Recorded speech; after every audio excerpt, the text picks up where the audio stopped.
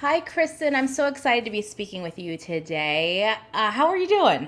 I'm thrilled. Thank you for having me. So excited to have you here. I want to start off the top and have you just introduce yourself. Who is Kristen for our audience? I am Kristen V. Carter. I'm a showrunner and executive producer for television for non-scripted programming. I also am an avid skater, dancer, and I love spades and people. So I'll say that. I love that. I love that. I've never played spades. Weird fact about Really? myself. I know. I think I'm going to lose my black card. I think I'm just going to have to do girl burnout after No. this for saying I've never played spades, but I have not. And every time I'm like, is this the time to learn? I feel like it's never too late to learn It's spades, and I need to always learn it. it's always a good time to learn. If you're We're going to close, have a you can bonus come by. episode If where you're you close, teach you can me. come by and I can teach you. Yeah. Yes, that'll be the follow up. It'll be like you just teaching me how to play spades. Special episode. I'm sure there's more of us who don't. Anyways, I want to jump right in.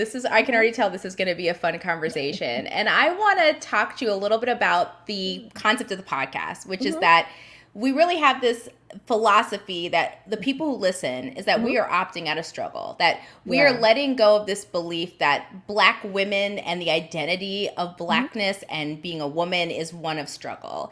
And so mhm. I like to ask my guests of kind of open ended because that could mean a lot of things in a lot of ways to you. Uh-huh. But when I say the word opt out of struggle, in what ways do you feel like you've made it a goal to kind of opt out of struggle in your life? I believe opting out of struggle is all around balance, making sure that I am checking the boxes in a different way. We check the boxes professionally and even with people, but I think checking the boxes in terms of self care is really important to me. So, opting out of struggle is all about making sure that I have time for myself, that I speak up and I'm assertive about what I need when it comes to work or even personal life. And I would say making sure that I am having fun at all times. So that means I can't just have my head in the books and head in my computer, but I have to take time away to do fun things like doing my nails. That is something I love to do, or being with people. We already mentioned spades. So I like to make sure, opting out of struggle is really making sure that I'm opting not only in survival, but I would say opting into thriving. So definitely that. I think that's so important. And I think there's certain words that we don't say enough about. We're going to talk about joy later. Mhm. But another word we don't talk enough about is fun. I Yes. don't think that we do that enough. I don't think we associate adulthood. I think if we could think of like, what are the five adjectives of adulthood? I don't think, even though I think I'm a pretty fun and smiley person, I never go fun. Right. I Right. think Right. bills, I'm tired. Why? I say a lot of why is what comes to my mind when I think of adulthood. Why? So Yeah. for me, like, I'd love to hear more about how I do think opting out of struggle and fun is the key to that. But Mhm. how do you make sure like fun stays centered in your life?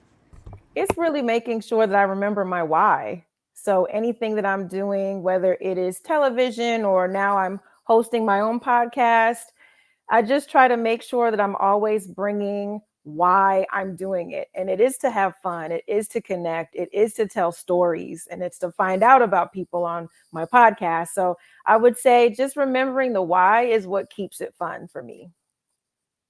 That makes a lot of sense. And then on the flip side of things, Mhm. is there a point in your life at any time that you thought, I am stuck in struggle, so I need to pivot to get out of it? And can you tell me a little bit Yeah. about that?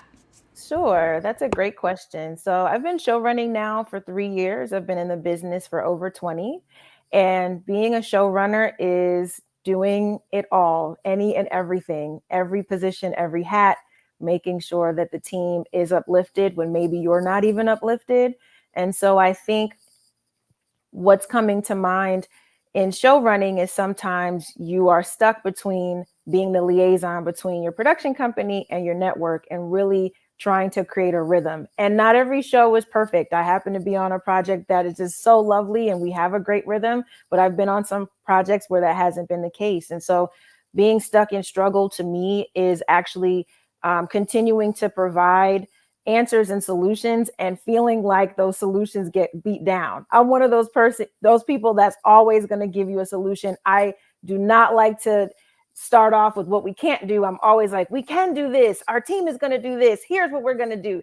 And so to me, being stuck in struggle is when you have someone that doesn't always think like you and is always looking at the negative, and having to always be the positive one can feel very, very draining when you feel like no one else in the room is aligned with, the way that you deal with life and the way that you deal with troubleshooting. So that's something that comes to mind. I was just dealing with that, I want to say 6 months ago. My birthday was just a couple of days ago, and I have just been so proud of myself this year in particular, not because the year is on a peak. It happens to be on a peak right now, but I started the year feeling super drained because I didn't feel like I had that type of support, and having to continually push myself out of that, continue to be the solution for my team, to be upbeat for my team. I had to figure out, okay, let me try a new church and figure out where I can worship.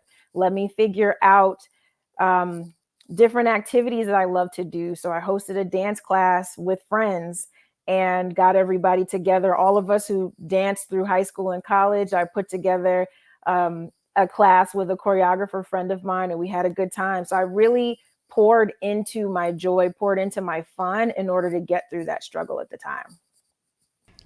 So much of what you're saying, I think people who are listening can relate to, because you're really connecting the dots of that fun and joy. There's a measure of structure Yeah. to that. Like there's free flowing, but there's decisions you have to make, Yes. and there's things you have to put into your life to Yes. actually get there. You just don't arrive, right? Yes. Absolutely. Absolutely. It's the same thing, I would say, similar to us handling responsibility. So most of us have to-do lists, or we have objectives for the day or for our jobs, but there's also, okay, let me write down some ways that make me smile. What are things that I love to do, like going outside and riding bikes? There's a trail near me that I like to ride bikes, or I go walking or running. I started a new fitness challenge for myself to really generate joy. When I was feeling really down earlier this year, I said, all right, it's my responsibility to activate my joy. So I got to get in joy. I have to be joy in order to experience it. I love that. I love that you have to be joy in order to experience it. And that's a very different mindset than just expecting like joy to find you. Absolutely. Very, very different. And so I want to close out starting a conversation that we're going to continue when we come back. But I want to touch a little bit on the industry itself that you're in. I think while we have a lot of joy or a lot of enjoyment on what the end product is, right? When we see a show and watch a really good movie or whatever we're doing in the industry on the as a consumer of the art. On the back end though, we've heard stories. The joy does not spark up, right? It seems like you hear people say it's a cutthroat business. It's really hard, and then you add to it. This is what like white men are saying about the business, right? We're not even talking about being a Black woman who is in an industry that rewards older white men, right? They tend to be the juggernaut. So for you, how has being an only or onlyness, like how are you consciously pivoting out of, you could be stuck in struggle and saying like, this is terrible. How are you navigating that? Sure. Thank you for asking that. So it's funny, I've been in the industry now 21 years and have always been the youngest in my position. So as I've continued to mature and matriculate in the industry, so, now I am still in my 30s, and most showrunners I know or somewhere between maybe 10 and 18 years older than me, I would say. And so I think it's really important for me to celebrate the onlyness and the otherness, but also to make sure that I am giving respect, and I'm also asking, and I don't want to say demand respect, but when you step into a room, you really do demand respect. You really do have to make sure that you are coming in with a certain level of polish and knowledge and expertise, and I don't come in sounding like a kid, for example.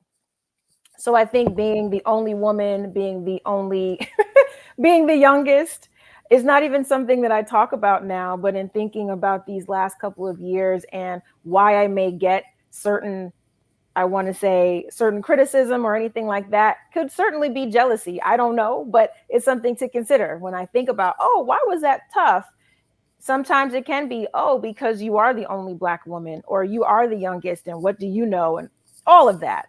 And so I think for myself, it is about embracing those challenges, stepping up to the plate, making sure I live by the phrase, if it's to be, it's up to me. And so in terms of being solution oriented and things like that, I don't wait for the older person. I don't wait for whoever, you mentioned the juggernauts. I don't wait for them to give the answer. I'm constantly, all right, what am I going to bring to the table? What's my team going to bring to the table? What's going to be different because Kristen is here? That is always what I think about. How is my team going to thrive because I'm the showrunner?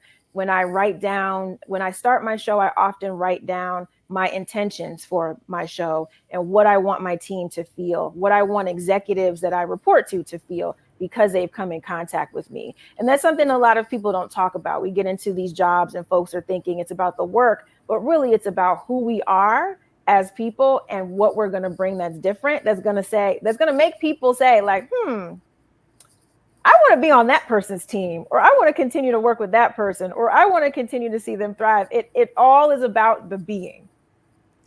I love that. And this is a perfect place to pause for the first part of this interview, because when we come back, I really want to dig a little deeper into what you are saying about, one, I think a lot of people respond. The majority of this audience is millennial, and a lot of them are professionally achieving and are probably the youngest. I know I was also the youngest in every room I ever was, even though I'm an older millennial. Right. I have always been the youngest in every room as I moved up in my career. So I'd love to talk about that, as well as what ongoing lessons you've taken for yourself in the professional space. So more to come with Kristen as we dig in a little deeper into her life and what she is learning and unlearning.